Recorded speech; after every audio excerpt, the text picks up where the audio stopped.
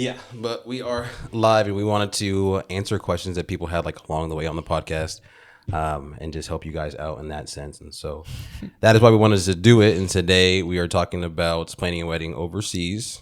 And you have some questions for me when it comes to that, and we'll answer both of those. Yeah. But I think you really want to start out with the concert that happened last night and what that... I can talk about it? Yeah, go ahead and talk about it. Okay, cool. Well, I actually have no words. It was so healing for so many reasons. I'm actually still in shock. Okay.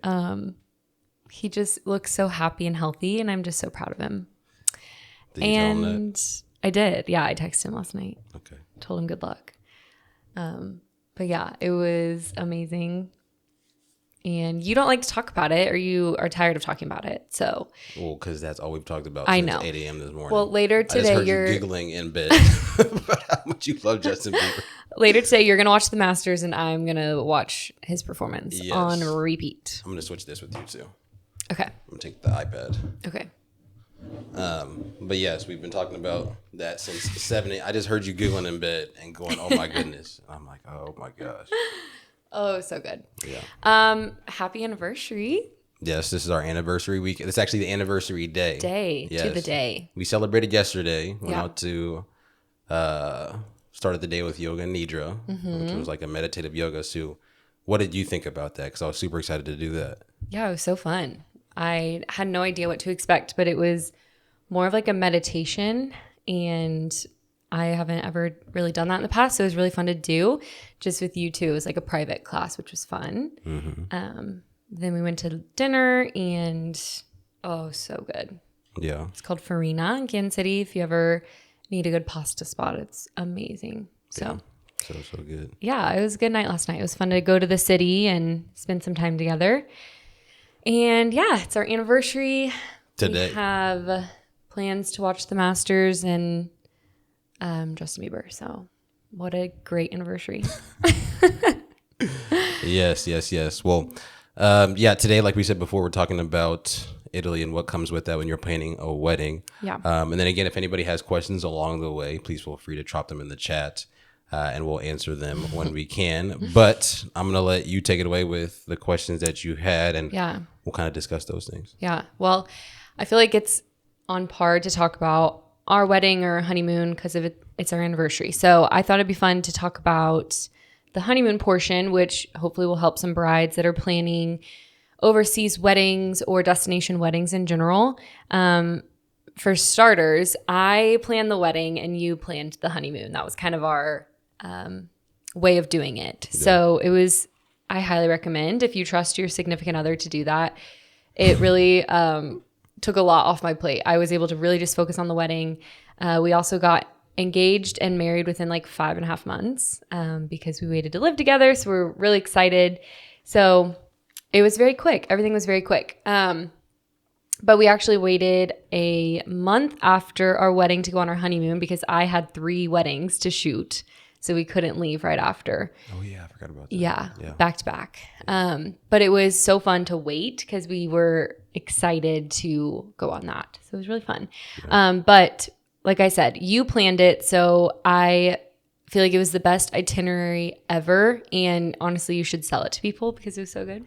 And we get a lot of questions about our honeymoon and how you planned it, what you used. So I have a couple questions about that. And then I want you to just, again, talk about any of the struggles or things that it was kind of an issue on our honeymoon because we had a few hiccups, but it's okay. We did? A few. I'll go over them. Okay. I can't remember. First kind of question is about like transportation in a different country, somewhere you haven't been, maybe specifically in Italy because we travel there a lot. We're shooting another wedding there in May, so we kind of frequent Italy a lot. So go over just the transportation aspect of it. Did we rent a car? Did we use the train? Everything in between. Yeah. I think it just depends on where you are. Number one. So if you're in a major city, you really don't need a car as much. You can use things like Uber, taxis, and all of that. But they're still not the most reliable when you get farther out of like the main city. So for example, Rome, Like once you're in the city of Rome, it's not too bad. But like we had like the last night we had to stay at the airport or the hotel right next to the airport, and getting an Uber from there to downtown Rome was pretty tough. Yeah. And so It's like probably 40 minutes. 45 minutes from the city center. Yes. So Yeah. it gets a little spotty once you get farther out. But for the most part, we did that. Taxied. I mean, we walked a lot in Rome. So much. Rome, Florence, city centers are relatively easy to walk. Yeah. But then once you get out to the other parts of Italy, whether it's like more of like the Tuscan area or you're going to Sorrento, Lake Como, and those more like isolated areas, those are better to get a rental car 9 times out of 10, just because a lot of the things are a little bit more spread out. And to get there themselves, the train will take you so far, but usually you'll need something to get you from the train station to wherever your hotel or Airbnb is. And so transportation wise, bigger cities, I would say that. Smaller cities, car. Your train can take you from a lot of these cities. So if you're going from Rome to Florence to Como and things like that, the train is your best friend, but it's also a little bit confusing to understand at first, especially like when you get to Milan and you're stopping at those like really busy train stations. Yeah, it's crazy. And you look at the board and you're like, okay, I think this means this and yada, yada, yada. It's like that can get a little bit tricky. And so just doing some research over that and understanding like the boards and like how to navigate that can be important. But trains, again, will get you from all of the major cities for the most part. And then there might be a little bit more commute to get to your hotel. And so if you're in a major city like that, that's what we would do. And then if you're more on like isolated, like we did a wedding out in Puglia, I think that's how you say it, Puglia. And you're definitely going to want a rental car with that. And the one thing that we get a lot of questions about with transportation when it comes to like rental cars and driving, in a foreign country, if you're used to driving in the US in a busier city, for the most part, you'll be fine. Where it gets tricky is like, again, when you're in like the city centers, like we flew into Naples and driving there was crazy. Like they don't stop at roundabouts. They are just zooming past each other. It's almost like a semi free for all is how it felt. So preparing for that, just being in that headspace to know it's like not as organized, but it's still relatively organized. It's just couple little differences when it comes to that part. But once you get outside of those big city centers, like driving's no different. It's almost the exact same. It's nothing to stress about too. I think some people think you drive on the opposite side of the road and you don't in Italy. So that's good. The cars are so little. So you have to pack light in that aspect, because we'll get a rental car and it's like completely full with our stuff, our gear, everything like that. So they're little, but I mean, I don't do any of the driving, so I can't say a lot. I usually sleep in the car, but you do really good. You even drove in Positano, which is the Amalfi Coast. Oh my gosh. I mean, it's insane. Like the road is literally the size of this desk and people are just in and out. You have waiters like carrying loads of pasta, just like not even looking. Like it was, that was crazy, but you did a really good job. That's where you honestly, just everywhere in Italy, you want to get the smallest rental car you can. Just because of the spaces that you'll have to navigate. Like that's a perfect example. That and parking is like super tough if you have any car that's bigger than like a Toyota Camry. For like, that's even big. For like US opinion, like perspective that way, because everything is so tight. And especially in Positano, it was like, if you've seen, like, just look up before like the Amalfi Coast, there's one road that just runs along the coast.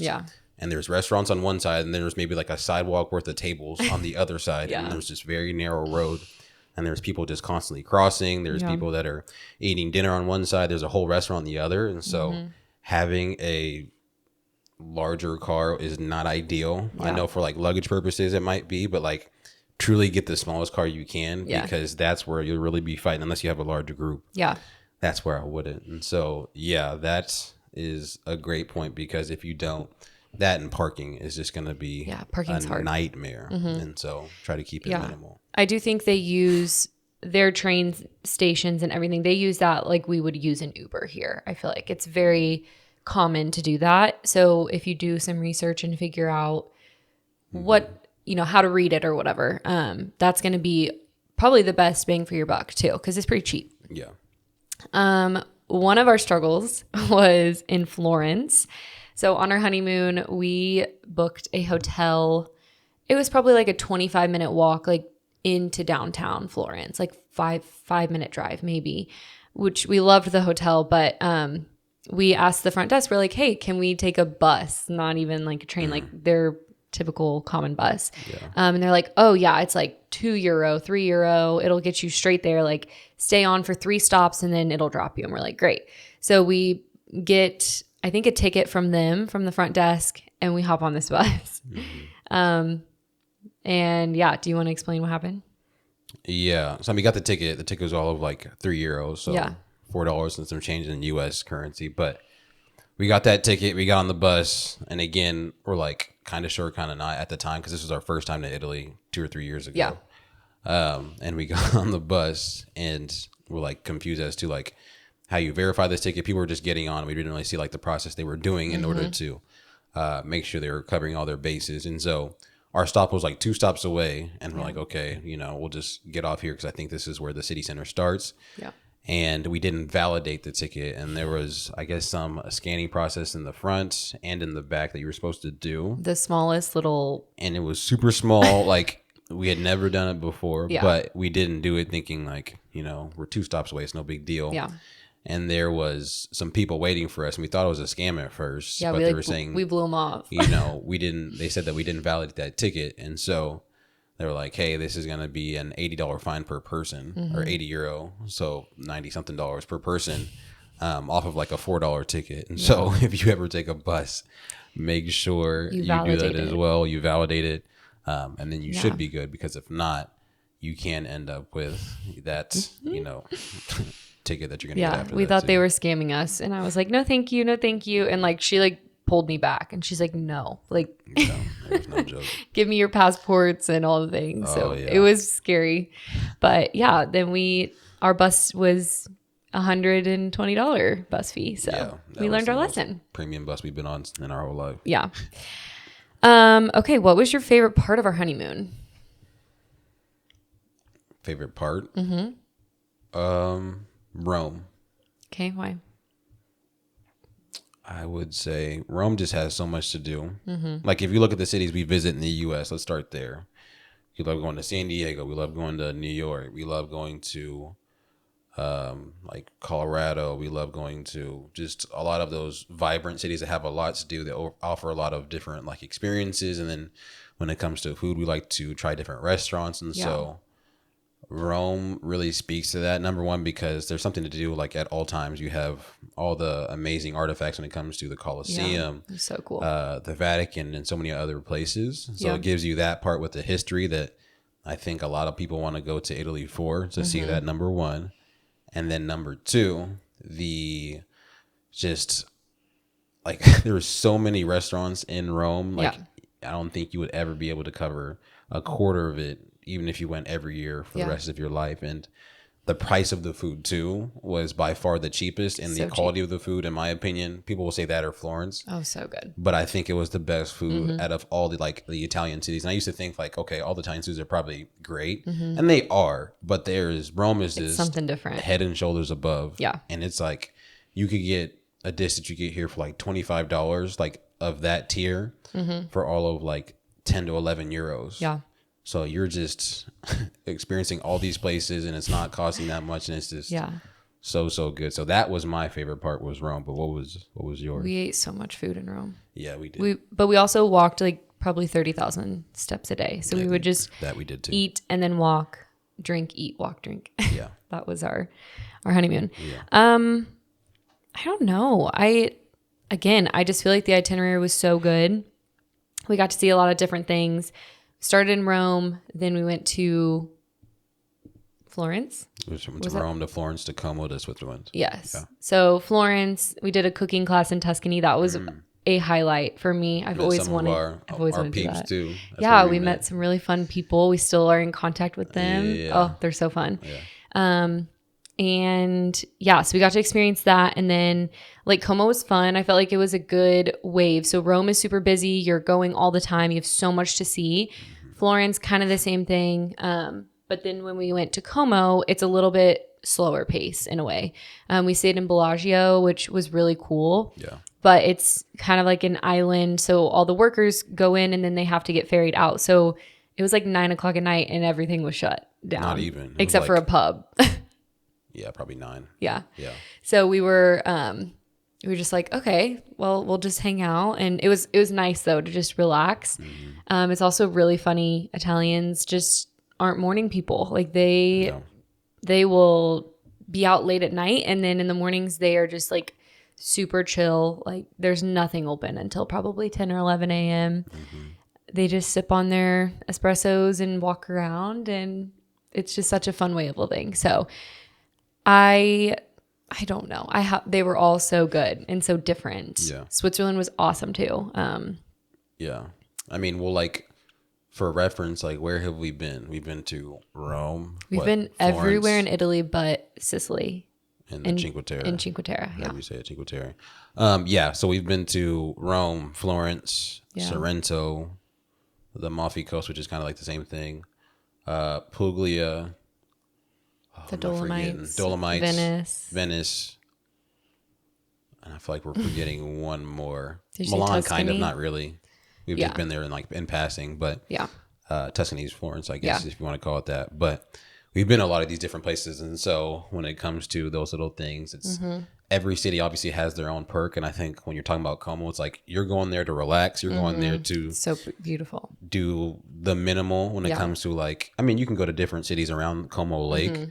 The only thing was that like it takes a little bit depending on how busy it is to get across. Like we had to wait in line for 45 minutes to an hour, and the ferry only runs from like 9 to 4. Yeah. So if you take an hour on both ends, 9 to 4, that's what, 7 hours, and you're taking 2 hours. So like you can only really be in that city for 5 hours, which is maybe enough time for some people. But yeah, people say that a lot of people travel to Como on the weekends. I think that's a lot of like if you're in Europe in general, you can catch a flight anywhere like so cheap. So a lot of people do travel. So our travel day to Como was on a Sunday, and I think that's also why it was so busy. Like people were coming or going, and it was crazy. We were in the ferry line for probably 3 hours, I would say, or 2 hours maybe. you think so? It was a long time. Yeah, I guess it was. It like wrapped all around. And then the train, like it literally just drops you and you have to walk, and we had so much luggage. Like it was a lot. Definitely if you're like wanting a honeymoon that is more like chill and relaxed, I wouldn't recommend doing this just because there's so much to see and you have to do it kind of quick. What? Just like Italy in general. I mean, you can relax, like you can go somewhere and stay, but the way we wanted to see so much. So we stayed like 3 days in each place and then would have one travel day, and then 3 days, one travel day. So we were there for 2 weeks total. It was amazing, but it was a lot, just like traveling with our gear, in our suitcases and stuff. It's a lot to do. Yeah, with those cobblestones. Oh my gosh. Do you remember? What? We walked to our Airbnb in Lake Como. Yeah, I remember Remember that. how horrible? Yeah, I remember that because I had to carry your suitcase. I know. I'm sorry. My suitcase was all of 20-something pounds. It was tiny. Yours I'm was sorry. 49.5 pounds. I know. Actually, it was 51. We had to stuff stuff. You in had my some stuff in backpack. it too, Yeah. Okay. All right. like a shoe. Yeah. But yeah, we had to go around because the cobblestones were so bad we couldn't get anything. So we had to go on the road around Bellagio, which took longer. Oh yeah. And then we were like, oh, it's only a 10-minute walk. It was a 10-minute like this walk. Yeah. It was a lot. So It was all uphill. shoes are very, very, very important. Mm-hmm. You have to have really good shoes. Yeah. No high heels. You'll die. Don't even try. Okay. Airbnbs versus hotels when you travel to Europe or Italy. This is just a personal preference, and it's the same like when I'm here in the U.S. too. But Yeah. I like Airbnbs for groups. So if we're, just anybody outside of us, I think Airbnb is the way to go. Yeah. For the most part, just because you can have that common space where you guys can all hang out versus a hotel. It's like you're in one room or the other, and there's not like a lot of space. But it was just me and you. We initially did Airbnb the first time we went, and nothing went wrong. Yeah. But just from a like comfortability standpoint, I would say go the hotel route, but I would say the same thing here. And so I just like knowing that, you know, wherever I'm going, number one is going to get cleaned every day. Yeah, because that's big. Airbnb kind of depends on where you go, but the ones that we have don't usually clean every single day. Yeah. And then number two, from like a safety standpoint, I think it's better just to be in a hotel. Like, Yeah. I just don't like the notion of, oh, we know that two people are there that are not familiar with this area. And we know that, like, you know, all of that is going on as an outsider watching, because obviously the neighbors know like that's an Airbnb house or apartment or whatever. And so I think that was the last time we stayed in Airbnbs, because we had one that was just like in the middle of nowhere. And then we went to somebody else's, I think, hotel in Como. Oh, yes. Yeah. And we're like, this is where y'all are staying? Yeah, like, our friends were like, come back and have some wine. So we went to theirs, and it was great. stunning. And there was like a group of people and all that. And it was so awesome. Yeah. just more comfortable, and just knowing that there's people around and things like that. So I would say hotels are great there. They're affordable for the most part, and they're really nice. Like the one we stayed in Sorrento was really fun. Also, the Florence one was great too. It just was a little outside of the city. So yeah, I think it is personal preference, but oh my gosh, our Rome Airbnb was hilarious. There was no elevator. Yeah. Again, you remember because you had to carry my gear or my suitcase. We were on like the 3rd floor, and the bathroom was so small you had to like close the door to even open up the shower or use the toilet. Like it was so small, but it was fun. Yeah. So many good memories. Yeah, I forgot about that one. That one was a good one. Yeah, so I like hotels more. And like you said, they're able to clean and give you more towels, unlike Airbnbs. So that's good. Yeah. Okay, do you want to talk about breakfast? Probably one of your biggest complaints in Europe and in Italy in general is like how they eat breakfast.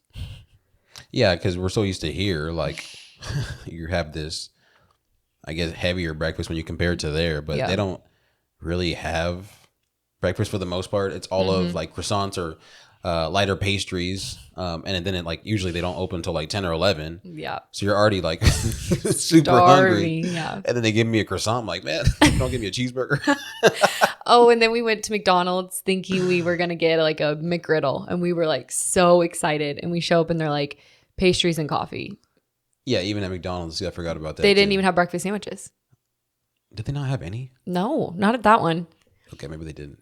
But maybe it's different. We were like way up in the mountains. Yeah, that was when we were on the way to the Dolomites. Yeah. So, yeah, if you are, don't expect to get a high protein breakfast. No, you are about to be carved out by the time you get back. Yeah, for sure. But if it's a different type of carb, I definitely like don't feel. Everyone says like the ingredients are better and everything, and it's so true. Like you can eat a whole bowl of pasta or 2. Sometimes we ordered 2, and then we'd be like, fine. So so fun. Yes. Okay, any other honeymoon things that you want to share? One of the biggest things that hopefully people know about, if you have a planner, usually a planner is pretty good about coordinating everything when it comes to having a wedding in Italy and then what the honeymoon could look like. But if not, getting your international driver's permit, super important. It's a big one. And just having that, it's a really easy process. All you have to do is go to like AAA, you give them their license and like a couple other things. It's like all of $40-$50, I think. And then it stays valid for a while. And that's super important to have just to make sure that you're not driving illegally in another country. Because the last thing you want is to get in trouble in a foreign country, because if you don't know their laws and things like that, that could be scary. Quite the headache. So that was one thing that it's good to know when it comes to, you know, going over there and traveling. And then outside of that, I mean, it's always good to have like physical cash on you. But for the majority of the trip, I mean, there was very small or very few instances where we had to use we used our credit card a lot. Cash. So like having a card that doesn't have a foreign transaction fee is the biggest thing. Like you can have a card, but if it has a fee for every transaction you make, that could quickly add up. But making sure that your card doesn't, just because that will save you quite a bit of money too. And so that I would say I think those are the two of the biggest things when it comes to an app that you used a lot. It's called Get Your Guide. And it was great for any of the tours, cooking classes, all of that was really good. They have really good ratings and reviews. So we use that for a lot of the things that we wanted to see. We're not like super big tour people, which might hurt some people's feelings. We did do the Coliseum and things that like we needed to see. But for the most part, just take it in and enjoy. It's just so unreal and surreal when you're there. So don't plan a lot, like plan a few things and then just get like lost in the city. It's really fun to do. Yeah. First day, I always tell people like do the bus tour. I know like a lot of people don't like to do it or they're like, for what? But it gives you a layout of like where everything's at. Yeah. And then after that, you can be like, okay, like we want to come back to here. Like Trevi Fountain, we knew we had to go early in the morning. Yeah. Where the Vatican was at, where the Coliseum is at. Coliseum you can always find for whatever reason. It's so cool. I don't know why, but like every corner you turn, like you look behind you and there it is. Because it's massive. Yeah, it's huge. And probably amazing. It was my favorite thing that we went to go see. But that app will help a lot. And just number one, finding things to do if you're unsure. And then number two, we were able to get like fast passes, I think is what it was, or like cut the line and things like that. Yeah. So that you didn't have to wait in line. Because if you just go and show up to some of these places, the lines are like insane. 3-4 hours long. That burns a whole day. Yeah. And if you're only there for, 3-4 days, you're moving to the next city, like that's a lot of time you're wasting. Yeah. And so it was super easy and you can find things like day of or day before and still be able to get those instant passes to get into, those attractions that are in Italy. Yeah. A big thing. We're in the process right now of planning some stuff for our trip in May. And it's sometimes hard to contact planners or florists or vendors over in Europe. I just think they're just so chill, honestly. They're just like, we'll get back to you when we feel like it. And it could be weeks or months. So we definitely have had brides that are like, we love this venue, but we're still waiting to hear back or whatever. A big thing, like don't be afraid to keep emailing them every single day, checking in.